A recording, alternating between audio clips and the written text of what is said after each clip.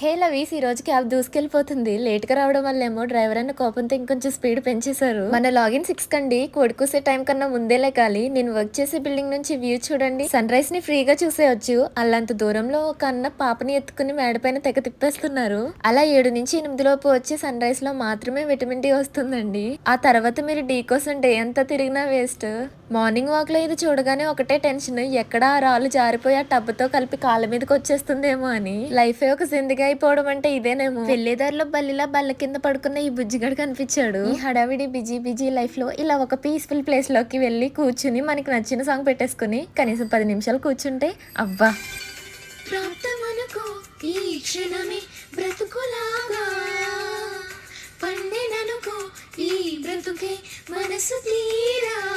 తినేసి మండే ఎండలో నడవలేక చెట్టు కింద వాలిపోయాము. ఈ రోజుకి లాగ్ ఆఫ్ చేసేసి జంపు. వీడియో నచ్చితే సబ్స్క్రైబ్ చేసుకుని లైక్ చేసుకోండి. బాయ్ లవీస్.